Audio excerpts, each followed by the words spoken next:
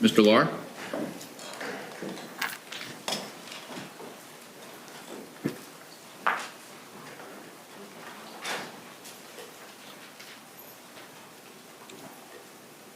I'll just have a second run.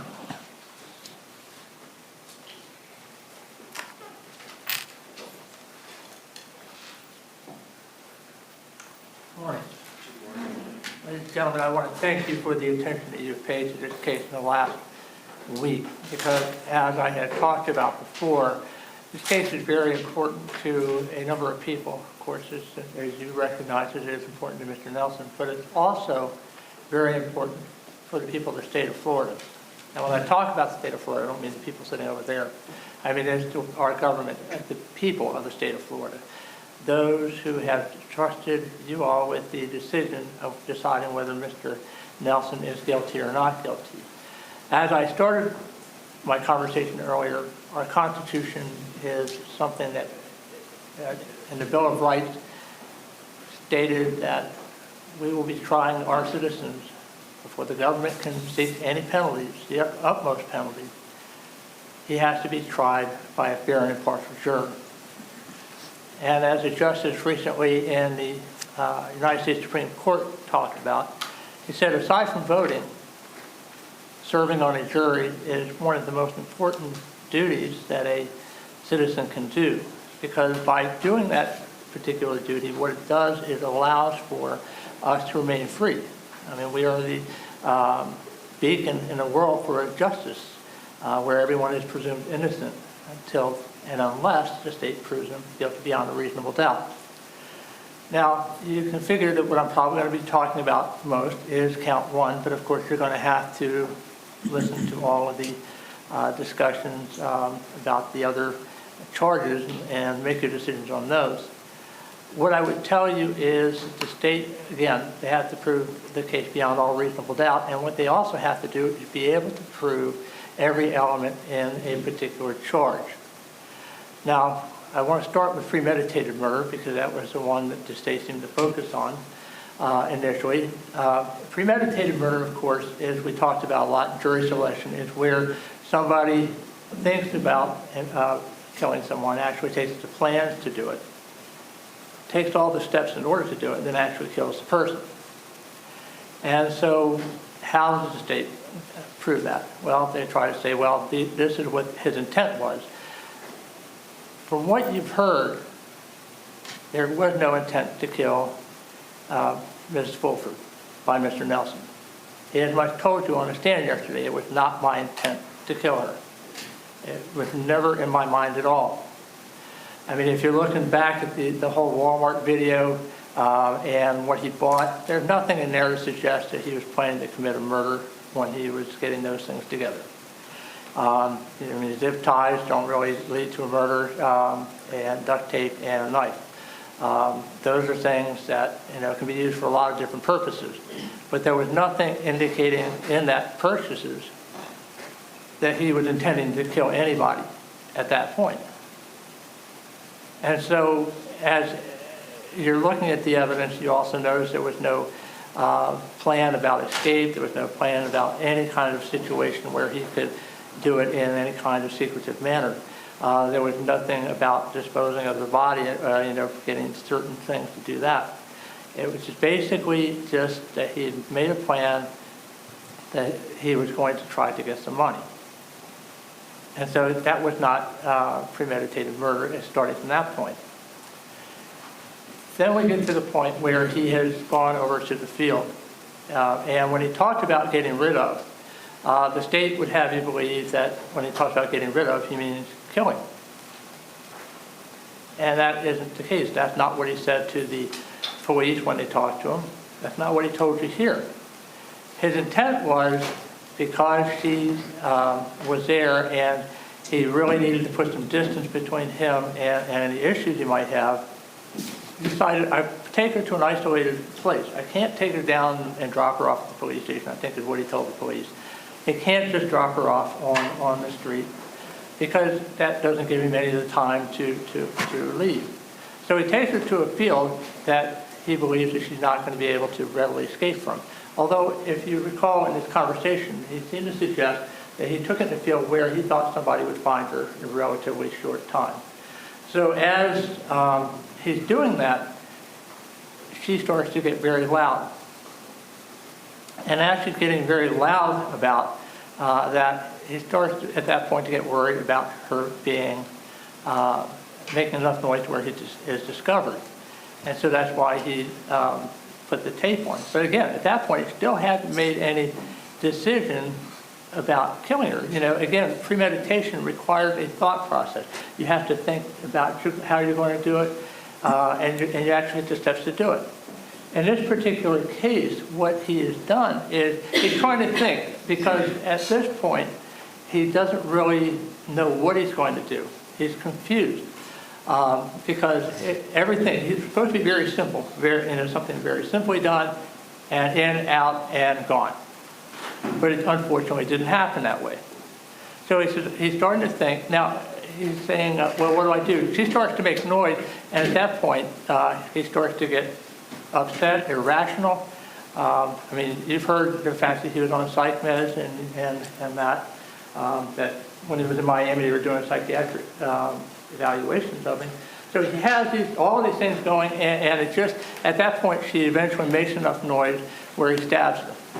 And he kills her. He stabs her in the heart. And of course, the medical examiner told you, he can't really tell you which happened first. He said he can't tell you that she died of suffocation. And he can't tell you, but he seems to think that it would be through the stabbing. So again, you have to look at that factor. But what was interesting is the way that Mr. Nelson described it to the detectives. It was bizarre, because he said things that didn't seem to match up with what the medical examiner had. Because, and again, when he made these comments about trying to shock the detectives, kind of did, because what did he say at one point? He took the knife and he twisted it. Well, when you heard the medical examiner talk about it, he said there was no twisting of the knife. When he talked about the fact that she was saying, no, no, no, well, if you remember, he supposedly also said that he had the tape over the mouth. So how could she have said no, no, no? Because she didn't have the breath to be able to do that, if that's what was happening. Again, if you're looking at that, that seems to bear out the fact that what he was saying wasn't really the truth, that it was, and of course I know it sounds like, yeah, Mr. Lawyer, you sound like you want to have it both ways, okay, and you can't. I would understand that. But you got to look at what seems to fit with what is there. He also said he hit her in the back of the head. Detective Ferrara said, did you hit her? He said, yes, I hit her in the back of the head. Medical examiner says he didn't see any of that. The other thing that he said was, yeah, I plunged that knife right up to the hilt. The knife has a serrated edge. But there was no evidence presented by the medical examiner that said that the cut was consistent with a serrated knife. So based on that, you can't really rely on all of these things that seem to suggest that it was torturous and all these things. What you see is that it was a decision that was made, and it was more as a result of the fact that she was crying out, and he panicked, and he killed her. He had always said he has killed her. Not back down from that. But it wasn't premeditated. It wasn't designed to do that. Now, the state talked for a while about the other way that the state can prove the case beyond a reasonable doubt, if they can, and that is by felony murder. And so if you look at the instructions,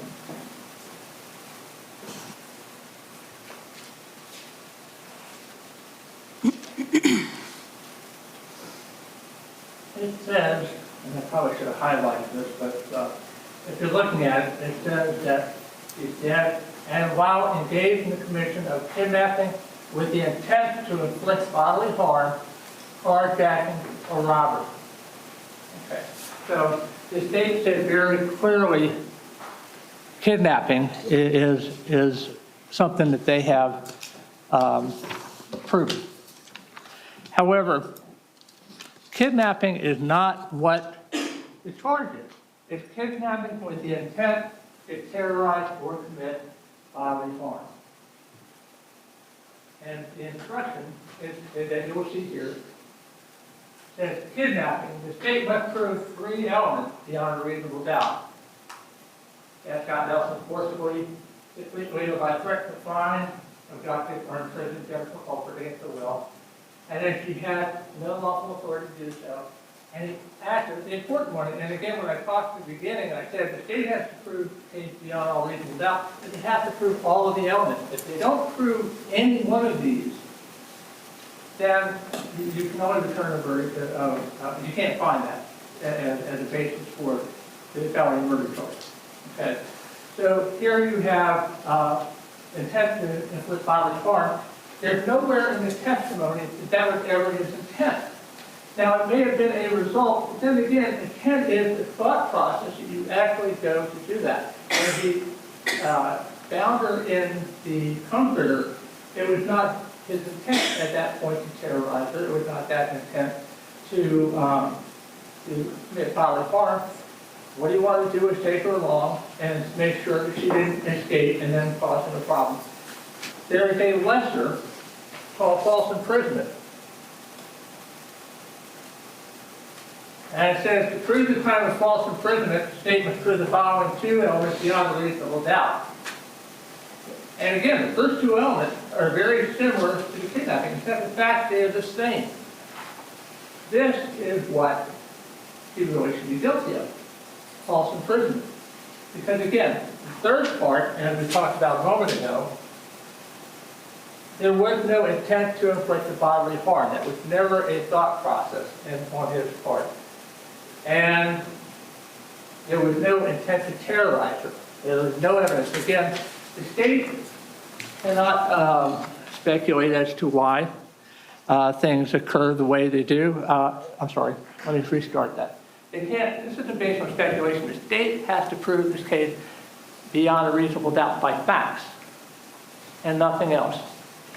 Now, as far as the carjacking case, again, in that particular case, he already was in the car with her, and then when he took the car afterwards, it was an afterthought. Again, it was never his intent to permanently deprive her, even temporarily deprive her. It was a vehicle to get from place to place, but it was no intent to permanently deprive her or deprive her. He used it as a vehicle in order to go to the ATM machine, in order to do, to maybe move her out to somewhere where she couldn't readily contact law enforcement.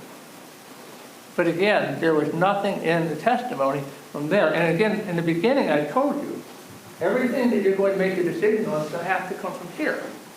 It's not going to come from the outside. It's not going to come from speculation. It's from right there. So there was nothing in there that tells you that that was an attempt to deprive her at all. Now, logically, we say, well, wait a minute, she's tied up in the back. But that isn't really the standard. The question is it her intent, his intent? Because had everything been as such, he would have left it. The last one being robbery, and that is very specific in this case.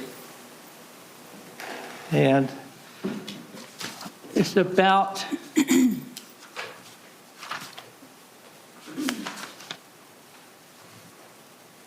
okay, well, I seem to have lost that, but I know what it basically, the robbery, if you read the elements, it's going to talk about the $300 that was taken from the ATM machine. And what I would tell you is that the lesser in that particular case is more appropriate for petty theft, because that's the standard. $300 or less is a petty theft. And in that particular case, there was no evidence by the state saying that he made any threats or did anything to encourage and force her to be able to give him that money. I mean, you can speculate that, try to draw those conclusions, but in this particular case, it's not present. And again, it would be simple petty theft. Now, there was one thing, and I've got to apologize to you. Sometimes my thoughts run ahead of my mouth, and sometimes those things don't catch up. Because there was one point I wanted to go back to the carjacking. In that particular case, because the state has not proven that it was used by force or the other things that are required by the jury instruction, what it would be is grand theft motor vehicle. And that is something that is lesser that you'll be able to find, and you can find them guilty of grand theft motor vehicle. And so why am I going through all of these and why there's lessers? Because again, when we go back to the felony murder, the state has to prove beyond all reasonable doubt that it was done in the commission of kidnapping with intent to terrorize or commit bodily harm. It has to be committed by that or carjacking with a weapon, or it has to be committed by robbery. And if they can't prove those, then the only thing you can do is say the state has not proven that beyond a reasonable doubt. And so that's why, as we're talking, the state has not proven this case beyond a reasonable doubt.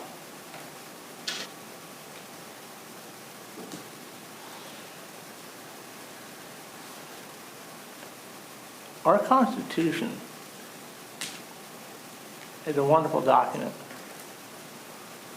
200 plus years ago, some people got together and said, we want a country where people can remain free, that we're not afraid that people will take us out in the middle of the night. And in the Bill of Rights, they set up a very important system. It says, we want to make sure their citizens know they're free, so we're going to set this up where, in order for them to deprive you of your liberty, you must prove the case beyond a reasonable doubt. Now, that's not actually in the document, but that's the way that the law is formed. But it says you want a fair trial. Part and parcel with that fair trial is that all the determinations are made on facts, the facts you hear from here, and nothing else. Even when it's very emotional and something very, very wrong that happened. And it's a tragedy Miss Fulford had passed away, that she was killed. It was never the intent. It was never the intent that Mr. Nelson put into play. Now, the state has gotten up here and said, we have proven this case beyond a reasonable doubt. Candidly, the best I think they have, and it's going to be an instruction that you're going to be able to read, is second-degree murder. Take a look at that. Because basically that talks about the emotions and how someone has react towards someone.